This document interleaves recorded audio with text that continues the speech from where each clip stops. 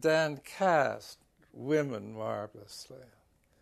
I think the Grayson and I, in the 4 years that we did the show, we looked at each other after about the third year and said, "Oh, God, always see your dark shadows, people." And what happened to our other friends, you know? There was a closeness between the women and their husbands and lovers and all of us, which was, and Dan and Norma as well. The men, I don't really have that much memory of. There were some attractive, some talented.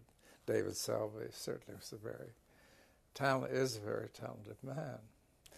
And then was just off some Tennessee farm. And quite interesting person.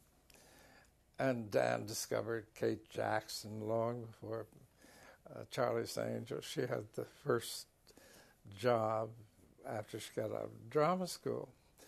And she was intuitively very good, but lived over a fish store and was giddy at that point in the game. She was 19. I mean, what else should she have been? And I don't know, it was a fun show, terribly demanding. Grayson's favorite role was Magda the Gypsy. Her family, her grandmother was a real Magyar gypsy. And Grayson was rather proud of Romanian high cheekbones. So Magda, she felt, was somehow dignifying her ethnic qualities.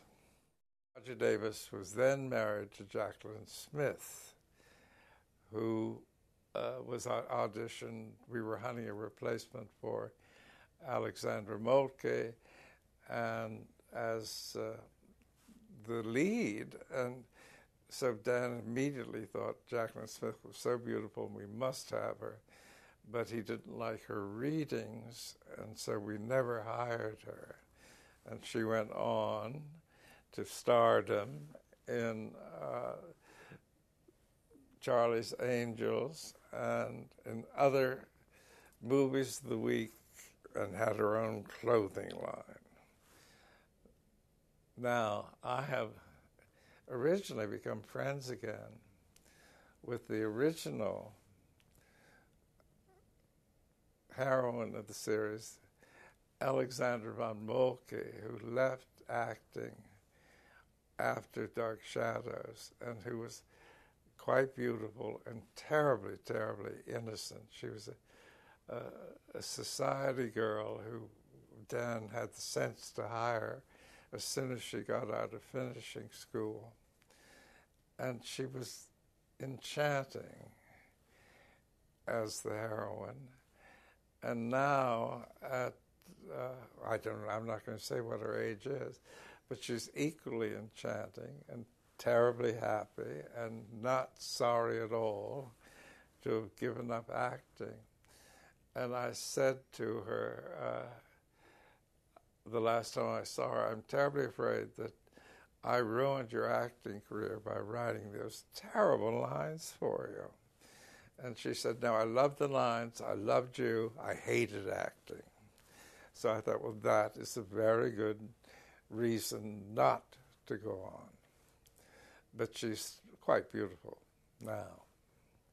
And isn't it nice that these women are, all of the women I know from Dark Shadows are still lovely. Dan Curtis, who had never directed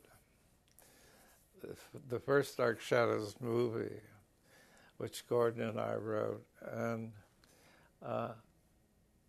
Dan announced about a month, MGM was doing it, and he had somehow conned MGM to letting him direct. He'd never directed before. So he directed a week of the shows before he did the movie. And of course, with him directing, he could go 12 hours overtime, which he would never let any other director do, because it was his money, and he was going to get it right. And he did.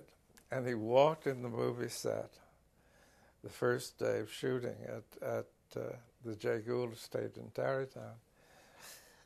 And he said, everyone was all assembled waiting, and Grayson was in the first scene.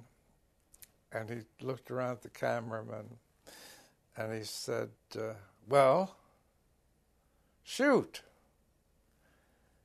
And Grayson gave him the right word, and he said it, and the whole thing started. But he was phenomenal in the way he did direct, and the actors loved him directing them. He was terribly appreciative and terribly kind of inspiring, which he was much harsher on writers and the crew than he was on the actors.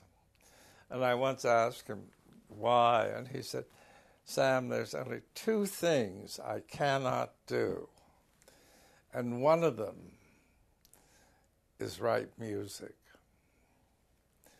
And he stayed with Bob Covert, who does all of his music, I think, and has ever since Dark Shadows. And he's a very talented man. But Dan does not lack confidence, shall we say.